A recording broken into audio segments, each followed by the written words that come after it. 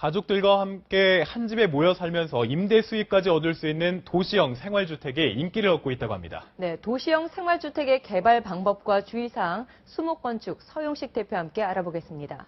안녕하세요. 네, 안녕하세요. 네, 먼저 도시형 생활주택 모르는 분들도 많으실 것 같아요. 어떤 건지 좀 알려주시죠. 네, 도시형 생활주택은 1, 2인 가구가 급속도로 늘어나면서 2009년 5월 4일 날 정부가 1, 2인 가구를 위한 이제 새로운 주택 상품을 이제 만들게 된 거죠. 네.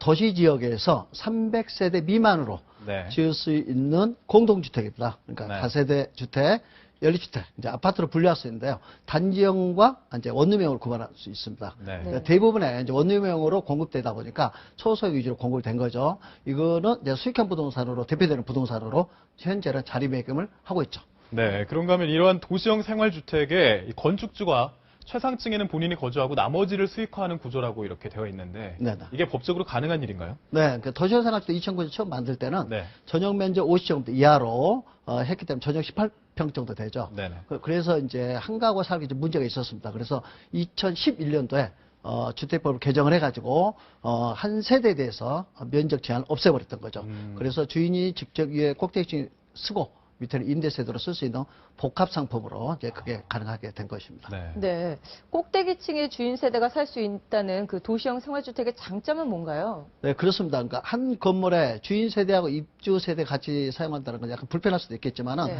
같이 쓰므로서 사용할 수 있는 장점은 네. 이제 일조권 사선지 아니라 이제 도로선 제한 같은 경우에 완화되는 경우에 그 네. 부분에 이제 중층 구조를 사용한다든가 또는 이제 복층 구조를 사용해서 공간의 면적을 활용할 수 있고요. 다음에 이제 옥탑층 같은 경우는 연면적의 건축 면적 8분의 1만큼 옥탑층을 설치할 수 있습니다. 그래서 네. 이제 거기에 옥탑 방을 만든다든가 텃밭을 옥상에 만들어 가지고 주인이 사용할 수 있는 쾌적한 주거 환경을 이용할 수 있는 환경이 만들어지게 된 것이죠. 네. 그렇다면 실제 내 집에 살면서 매달 월세도 받을 수 있는 도시형 생활주택을 화면으로 만나보고 이야기 이어가겠습니다. 주택시장 침체에 저금리까지 재테크 묘안이 없는 시대라고 하지만 알고 보면 돈 냄새 솔솔 나는 부동산도 있다. 이른바 도시형 생활주택. 기존의 낡은 단독주택을 허물고 최상층에 거주를 하시면서 나머지 부분을 수익화시킬 수 있기 때문에 적은 비용으로 큰 만족 누린다는 도시형 생활주택.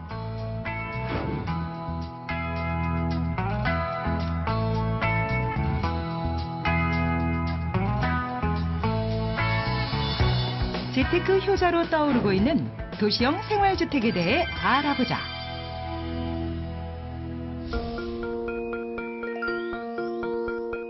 서울의 한 도심. 세련된 외관의 5층 건물이 눈에 띄는데 어서 오세요. 예. 2년 전 도시형 생활주택을 지었다는 김철호 씨. 들어가자마자 탁 트인 거실과 오픈형 주방이 화려하고 고급스러워 보이는데 주방하고 거실을 한꺼번에 같이 이렇게 터놔가지고 아무래도 이제 주방 일을 하면서 주부들이 편안하게 이제 텔레비도 보고 온 가족이 함께 이렇게 얼굴을 볼 수 있게 이렇게 그런 식으로 설계됐습니다. 여기에 색을 달리하는 반간접 조명은 이 집의 포인트. 모던함과 클래식 분위기의 조명이 즐거움을 준단다. 그리고 또 하나. 이쪽에 보면 이제 전방이 좋은데 안암천 이렇게 번이 다 보이고요. 시원하죠 아주. 창밖 풍경은 황홀 그 자체.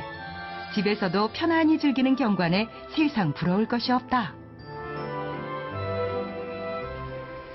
제 방 설계는 이제 거실하고 구분을 지어가지고 잠자는 공간하고 활동하는 공간을 완전히 구분했습니다. 실용성까지 갖췄다. 그런데 방 한켠에 특별한 것이 눈에 띈다. 건물의 구석구석을 살필 수 있는 CCTV. 건물의 안전과 관리를 방 안에서 해결한다는데 각 층마다 다 설치되어 있고 혹시 뭐 있을 수 있는 어떤 그런 사고라든가 그런 부분 때문에 24시간 녹화하고 있습니다.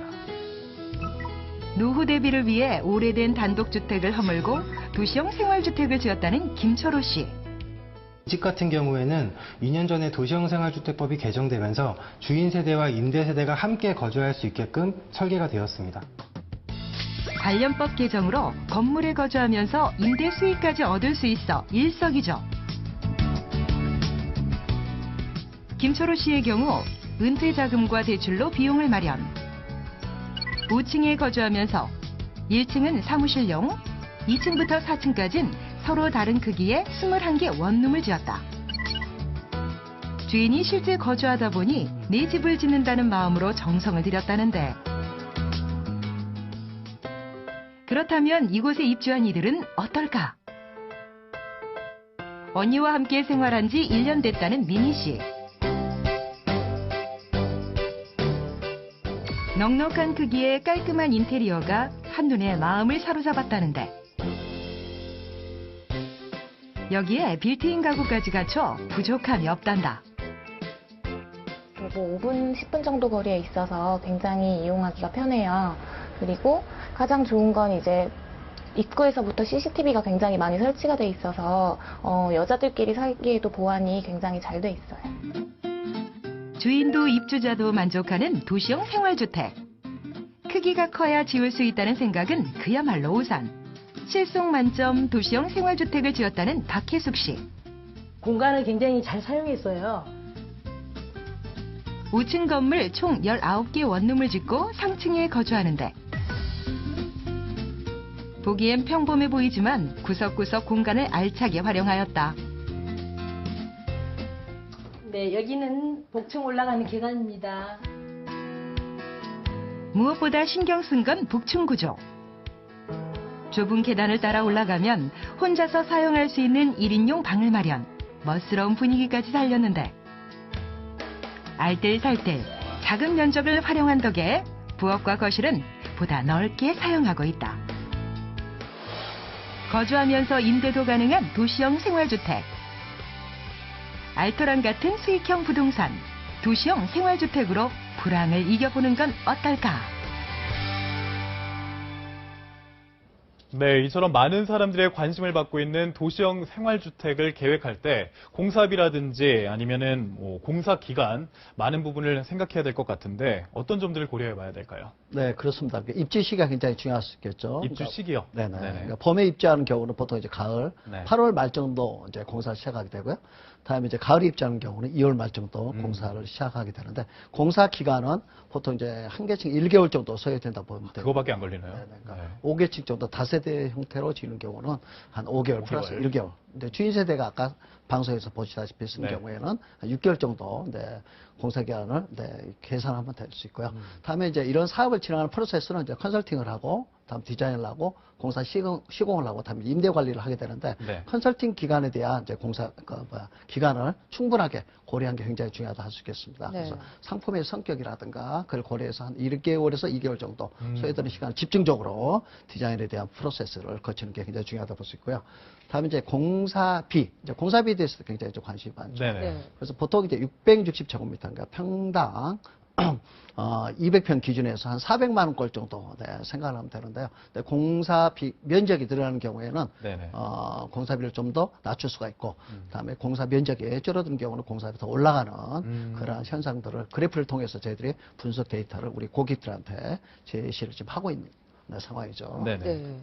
도시형 생활주택이 한동안 시장을 끌다가 최근에는 좀 주춤하는 모양새인데 도시형 생활주택의 문제점은 없을까요? 그렇습니다. 그러니까 도시형 생활주택의 이제 원룸형이 대부분 이제 82.7%를 차지할 정도로 굉장히 많은 이제 상품이 공급되는 이제 현상을 보이고 있는데요. 원룸형 주택은 전용 12제곱미터에서 50제곱미터입니다. 근데 그게 이제 올 4월달에 법이 바뀌어가지고 네. 14에서 50제곱미터. 근데 이제 도시형 생활주택의 문제점이 초소형 위주로 공급이 되어 있다는 겁니다. 그래서 전용 면적 20제곱미터 이하로 공급되다 보니까 전용 6평, 네. 내지는 뭐 7평 정도, 그게 이제 문제가 되지 않느냐라고 생각을 하고 있고요. 그래서 최근에는 이제 공급 과잉 때문에 많은 공실리를 보이고 있습니다. 그래서 이에 대한 상품의 철저한 이제 분석을 통해서 이제 수요와 공급의 시장을 잘 맞추는 것도 굉장히 중요한 계기라고 생각을 할 수 있겠습니다. 네, 오늘 말씀 잘 들었습니다. 지금까지 수목건설 대표 서용식 대표님과 말씀 나눴습니다.